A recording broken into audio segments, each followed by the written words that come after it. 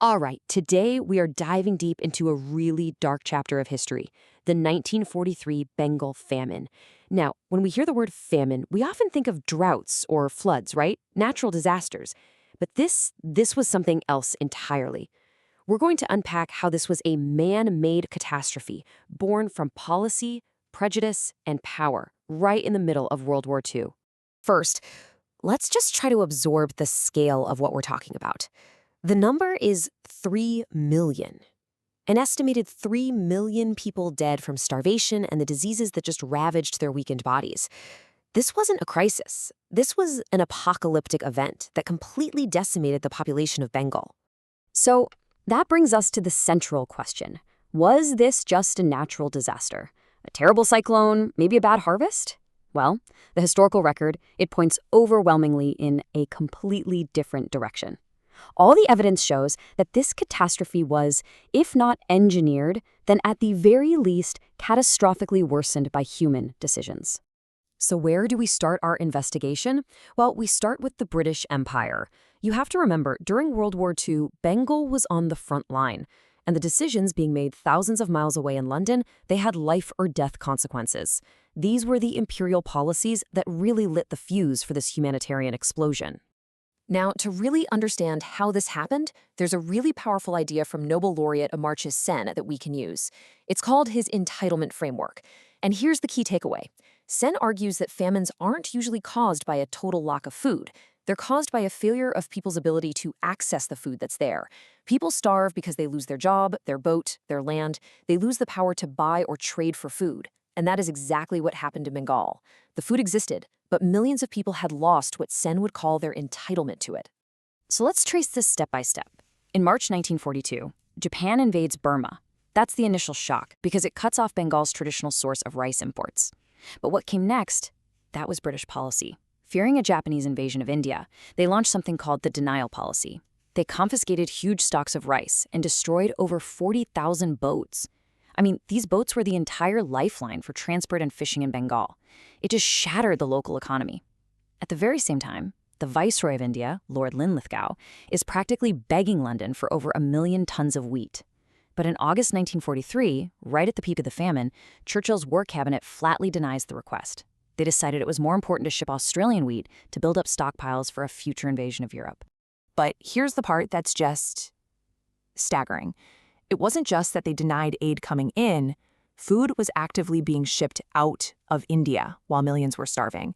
In the first 7 months of 1943, as the famine was getting worse and worse, over 70,000 tons of rice were exported from the country. Do you know how much that is? That's enough to have kept nearly 500,000 people alive for a full year. The food was there, it was just going in completely the wrong direction. And if you're wondering why, what was the mindset behind these decisions? Well, this quote from Winston Churchill himself is chillingly revealing. When he was being pressured to send aid, he argued that, quote, the starvation of anyhow underfed Bengalis is less serious than that of sturdy Greeks. It's a shocking glimpse into a racial hierarchy. In the cold calculus of war, some lives were simply valued more than others. This wasn't just a bureaucratic failure. This was colonial prejudice in action. But the story does not end in London, not by a long shot. The crisis on the ground was massively compounded by intense political infighting within India itself. Instead of uniting in the face of this disaster, Bengal's political parties used the famine as a weapon against each other, twisting this massive humanitarian crisis into a vicious political conflict. And this led to what you could only call a toxic political blame game. So you had the Indian National Congress calling it a political famine, blaming both British neglect and the provincial Muslim League government. The Muslim League, which was in power in Bengal, they just deflected. They blamed the war, they blamed Congress agitators, and they blamed hoarding by Hindu traders. And then you had the Hindu Mahasabha, which went even further, framing it as a genocide of Hindus caused by Muslim misrule. You see the pattern? No one took responsibility. Everyone was just busy scoring political points while people starved to death. And in the middle of all this political chaos, corruption was just rampant. As food prices skyrocketed, hoarding and profiteering became a huge, cynical business. The official Famine Inquiry Commission later made what they called a gruesome calculation, that for every single death, someone made a profit of nearly 1,000 rupees. And we're not just talking about faceless black market traders. These accusations of corruption went all the way to the top, including Bengal's own civil supplies minister, H.S. Suhawardi, who was widely accused of speculating in the grain markets. You know, it's hard to believe, but it actually gets worse. Even the humanitarian response, the very act of giving aid, became another tool of division. Aid wasn't a unifying force. It was fractured and weaponized along communal lines, poisoning the relationship between Hindus and Muslims in Bengal even further. So what did this look like? Well, relief efforts were often completely segregated. The Hindu Mahasabha, for instance, focused its aid on so-called middle-class Hindus. They even used separate kitchens to enforce caste purity rules, all while building up their political base. On the other side, Muslim relief efforts were constantly being accused by their opponents of using food as bait, as an enticement for religious conversion, preying on starving Hindus when they were at their most vulnerable. Aid stopped being about shared humanity and became all about reinforcing communal identity. Let's look at some of the specific tactics, because this is how charity was weaponized. The Hindu Mahasabha was really effective at this.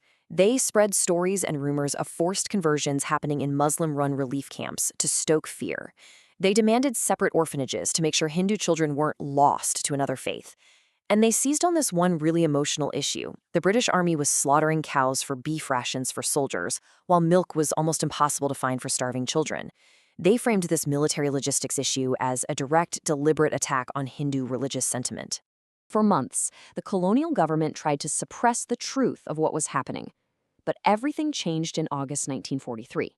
The Statesman, which was actually a British-owned newspaper in Calcutta, decided to defy the censors. Its editor, a man named Ian Stevens, published these absolutely harrowing photographs of the dead and dying on the city's streets.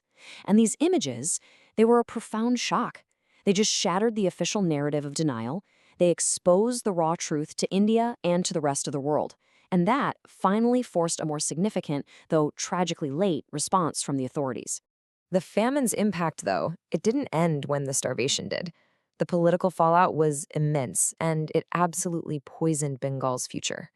In fact, you can draw a direct line from the trauma of 1943 to the escalating violence that would culminate in the bloody partition of India just 4 years later. Think about what the famine did to people's trust. It completely shattered the legitimacy of the British colonial state.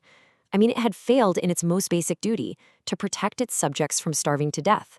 But just as important, it destroyed the trust between communities. The legacy of that blame game we talked about was this deep, deep reservoir of bitterness and suspicion between Hindus and Muslims in Bengal. This quote from the historian Jana Mukherjee really just hits the nail on the head. He makes the connection explicit, arguing that the social breakdown caused by mass starvation created the fertile ground for future violence.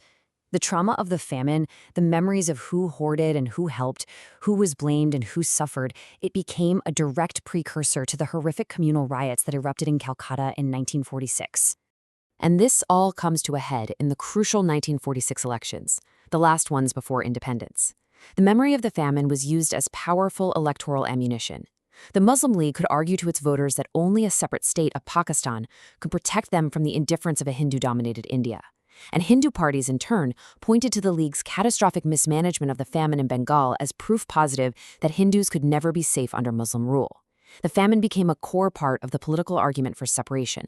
Which leaves us with this final, really haunting question. The Bengal famine wasn't just a story of policy failure or economic collapse. It was a story of how hunger itself was politicized, how it was turned into a weapon of division. And when that happens, when a society's most basic human tragedy is used to fuel hatred, can it ever truly heal? That is the dark legacy the famine left for Bengal, and indeed for the entire subcontinent.